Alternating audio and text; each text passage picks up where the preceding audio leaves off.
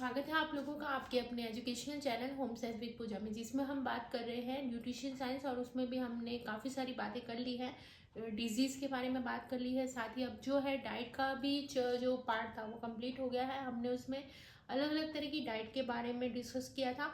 अब जो वीडियो आनी थी मतलब अब न्यूट्रिशन साइंस के बाद में एक वीडियो आपको मिलेगी। उसमें आपको अलग अलग तरह के किस तरह से कैंपेन चलाए गए, क्या हुआ, ये सब चीज़ें, और उसके अलावा डाइट से रिलेटेड और भी चीज़ें जो हैं वो आपको बताई जाएगी। और साथ ही मैंने आपको कहा था कि नेट की भी नेट फर्स्ट पेपर की भी क्लासें आपके लिए लाई जाएंगी। तो उसी स्तर पर हम काम कर रहे हैं, और उसी की वजह से ये दूसरी क्लास जो नेट की है फर्स्ट पेपर की, वो मैं आज आपके लिए लेकर आई हूँ। तो चलिए क्लास को शुरू करते हैं।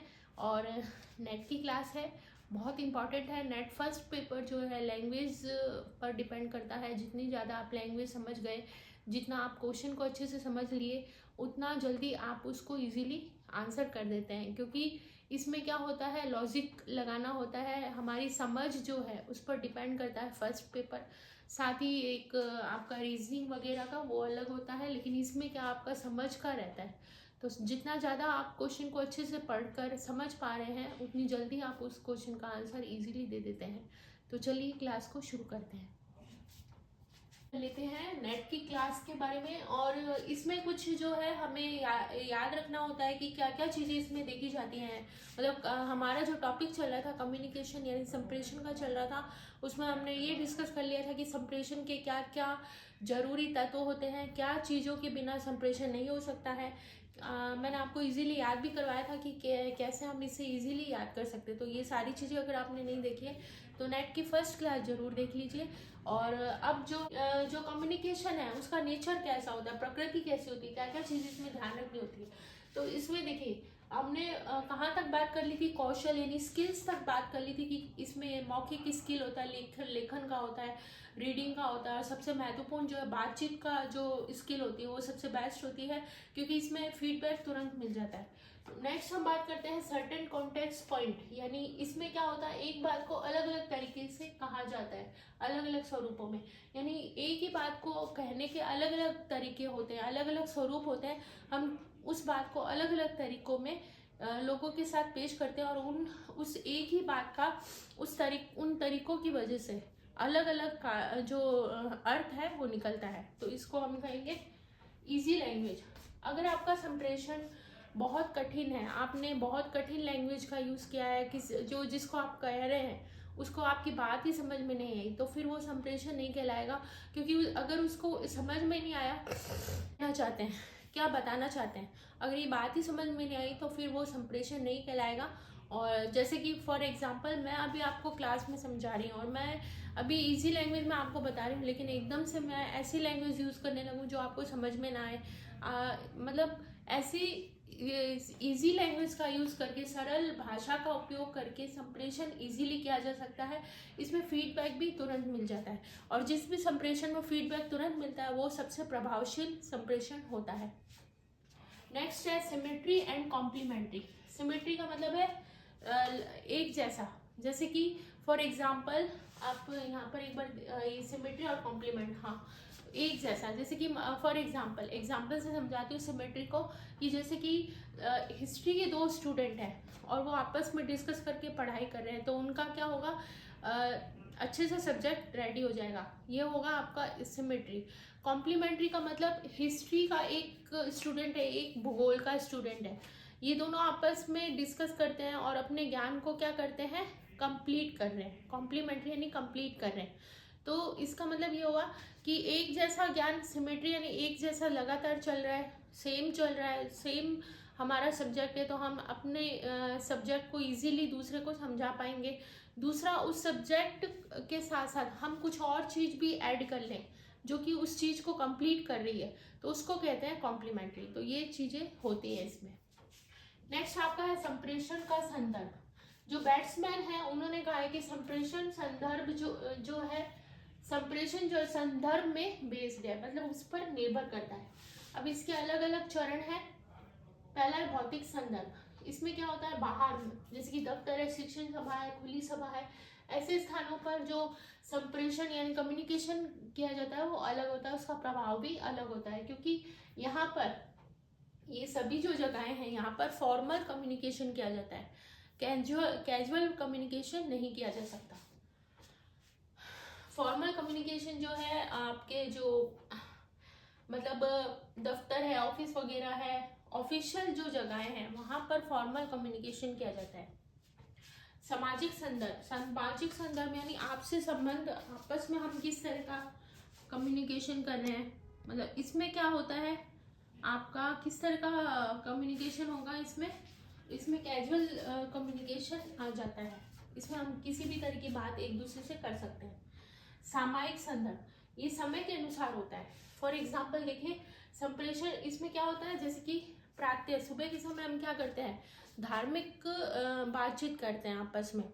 इसके बाद में हम दिन में क्या करते हैं, व्यापारिक बातचीत करते हैं। शाम के समय जो भी दिन भर की बातें हुई है, जो भी हमारे साथ पूरे दिन में निकला है उसके बारे में बात कर रहे हैं।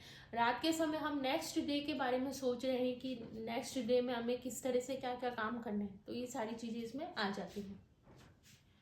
मानसिक और मनोवैज्ञानिक, प्रेक्षक की मानसिक स्थिति संप्रेषण को प्रभावित करती है। जो कम्युनिकेशन जो सेंडर है उसकी मानसिक स्थिति बहुत ज़्यादा प्रभावित करती है कम्युनिकेशन को। फॉर एग्जाम्पल, अगर जो भी मान लीजिए शिक्षक ही है, शिक्षक जो है शिक्षा दे रहा है और उसका जो मनोवैज्ञानिक स्थिति है, उसकी मनोस्थिति अच्छी नहीं है, वो बहुत दुखी है, तो उसका जो कम्युनिकेशन स्तर है वो भी उसी तरह का होगा और अच्छा नहीं होगा, लो होगा, और वो अपनी बात को अच्छे से नहीं समझा पाएगा। तो इसमें ये सारी चीज़ें भी आती हैं। नेक्स्ट अब बात करते हैं गेस्चर के बारे में, यानी हाव भाव। वही सारी चीज़ें आ जाती हैं कि मतलब अपनी बातें जो है भाव भंगिमा से, हाथ पैरों के एक्सप्रेशन से, मुंह के एक्सप्रेशन से, इस तरह से हम समझा रहे हैं अपनी बातों को। नेक्स्ट है विश्वसनीयता। इसमें क्या है, गलत सूचना अव्यवस्था की जननी होती है। अगर कोई गलत सूचना हम किसी को बता रहे हैं तो वो अव्यवस्था फैलाती है, तो हमें अगर सूचना देनी है तो सही देनी है और नहीं तो नहीं देनी चाहिए, तो ये ध्यान रखना है आपको। आगे है निष्कपटता। कम्युनिकेशन जो है उसमें निष्कपटता का होना बहुत ज़्यादा जरूरी है। इसमें क्या होता है, ठोस सूचना जितनी ठोस और लघु होगी उतनी ही प्रभावशाली होगी। ठोस यानी उसमें प्रभाव होना चाहिए, लघु यानी छोटा, यानी हम अपनी बात को कम शब्दों में और एकदम प्रभावशील तरीके से अगर समझा पा रहे हैं तो सबसे बेस्ट कम्युनिकेशन कहलाता है। सर्वव्यापक संचार में, कम्युनिकेशन में क्या होता है कि संचार जो है निम्न यानी लो से लेके हाई तक जाता है, यानी लो लेवल के जो लोग होते हैं वो फिर मध्य वर्गीय जो हैं उनको अपनी बात बताते हैं, और ये मध्य वर्ग जो होता है उस बात को अलग तरीके से उच्च वर्ग को बताता है। तो इस तरह से ये कम्युनिकेशन लगातार चलता रहता है, चेन चलती रहती है। कर लिया ये हमने। इसके बाद में है आपका सर्वव्यापक और एकरूपता। एकरूपता इसमें आ जाएगा आपका, यहाँ बता देती हूँ, आपने स्क्रीनशॉट ले लिया होगा। एकरूपता यूनिटी, यानी एक जैसा जो मैसेज हम सब जगह पहुंचा रहे हैं तो वो सेम होना चाहिए, तो वो जो है सबसे बेस्ट कम्युनिकेशन कहलाता है। संप्रेषण के तत्व क्या है, एलिमेंट, स्पष्टता, स्पष्ट होना चाहिए, दूसरा आपका है स्पष्ट होना चाहिए, दूसरा है आपका सततता, कंटिन्यूटी। नेक्स्ट आपका है पर्याप्त, जितना हमें कहना है वो सेम उतना, मतलब अपनी बात को समझाने लायक शब्द जरूर हमें यूज करने चाहिए। यूनिफॉर्मिटी, एकरूपता, और उसके बाद में है लचीलापन। तो ये जो है कॉमन से आपके एलिमेंट है कम्युनिकेशन के, जैसे कि स्पष्टता, स्पष्ट होना चाहिए। अगर कोई बात स्पष्ट नहीं होगी, सही तरीके से नहीं बताई जाएगी, क्लियर नहीं होगी, तो कैसे उसको समझना मुश्किल है और फिर फीडबैक भी आना मुश्किल हो जाएगा। कंटिन्यूटी होनी बहुत ज़रूरी है। अगर कम्युनिकेशन बनाना है किसी के अंदर, तो किसी के साथ, तो उसमें कंटिन्यूटी का होना बहुत ज़्यादा ज़रूरी है। बस मैं अभी आ रही हूँ। तू कहाँ जा रहा है, क्यों जा रहा है? आई मैं 2 मिनट में। जो भी बात हम बता रहे हैं वो पर्याप्त होना चाहिए, एक रूपता होनी चाहिए, यानी इसमें क्या होना, एक रूप यूनिफॉर्मिटी होनी चाहिए, यानी एक जैसा होना चाहिए, और लचीलापन होना चाहिए। यानी इसमें ऐसा नहीं है कि कोई चीज़ हमने कह दी तो उस पर स्टिक हो गए। अगर किसी परिस्थिति सिचुएशन के कारण कुछ चीज़ हमें चेंज करनी पड़ जाए तो हमें कर देनी चाहिए। तो ये है लचीलापन, और ये है आपका कम्युनिकेशन। कम्युनिकेशन जो है बहुत बड़ा है टॉपिक, काफ़ी सारी क्लासेज आएंगी। तो आज आज की क्लास आपको अच्छे से समझ में आ गई होगी।